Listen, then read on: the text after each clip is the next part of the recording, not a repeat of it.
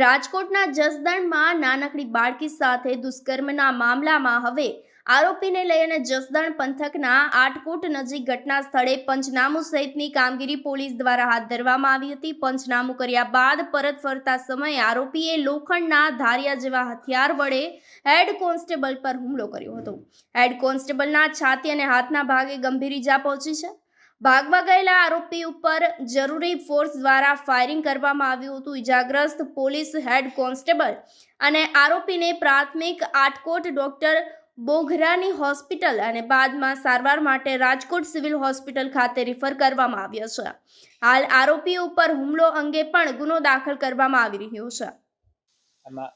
રાજકોટ જિલ્લામાં આટકોટ પોલીસ સ્ટેશનમાં રેપ અને પોક્સોનો ગુનો દાખલ થયો હતો, જેમાં 7 વર્ષની દીકરી સાથે આરોપીએ દુષ્કર્મ કરેલો હતો।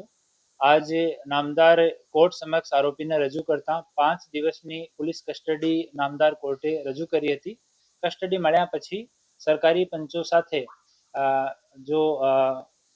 આ ગુનામાં જો વેપન તરીકે સરિયો કામમાં લીધેલો હતો અને અન્ય વસ્તુ આની ડિસ્કવરી કરવા માટે ડિસ્કવરી પંચનામા કરવા માટે સરકારી પંચોની હાજરીમાં ગુનાવાળી જગ્યા અમારા આટકોટ પોલીસ સ્ટેશનના પીઆઈ, એલસીબીની ટીમ અને એસઓજીની ટીમ સાથે ત્યાં પંચનામો કરવા માટે ગયા હતા।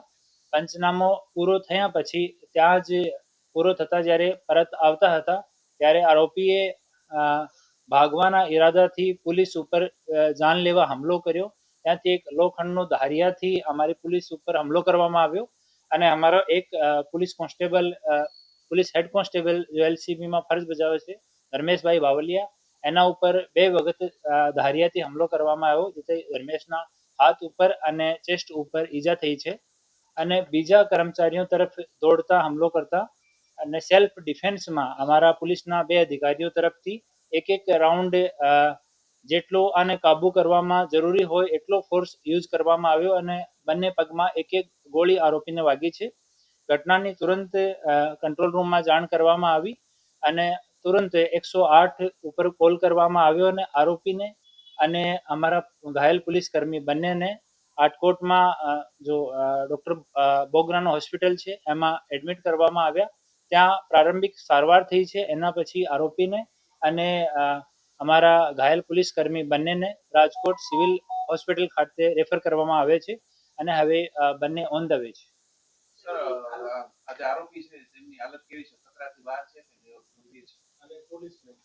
અને બંનેની હાલત સારી છે અને જેટલો આવશ્યક હોય એટલો ફોર્સ યુઝ કરવામાં આવ્યો અને આરંભિક સારવાર ત્યાં કરવામાં આવી છે અને ડિટેલ રિપોર્ટ મેડિકલની એક વખત અહીંયા મેડિકલ એક્ઝામિનેશન થઈ જાય એના પછી જ કહેવામાં આવશે।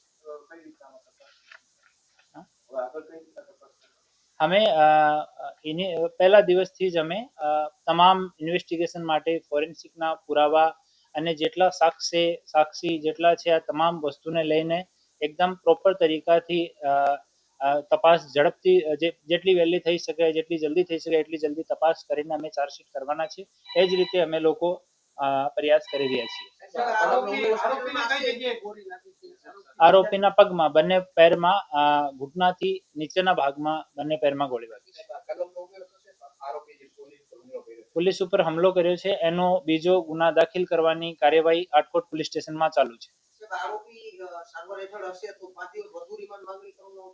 આ એક વખત 5 દિવસ પછી વિચારવામાં આવશે।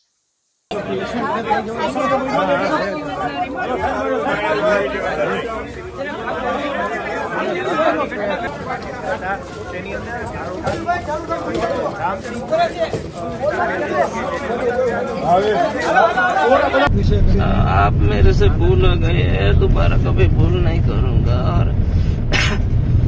कभी कहीं गुजरात में कभी आएंगे भी नहीं, देखेंगे भी नहीं। आज से माफ कर दो, हाथ जोड़ो तुम्हारे।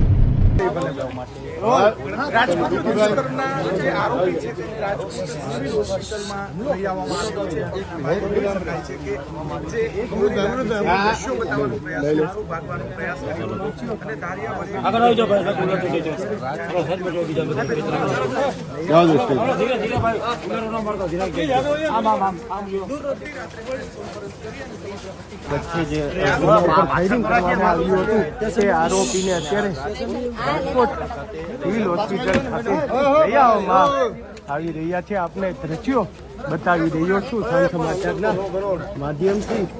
થોડા મિનિટ બાર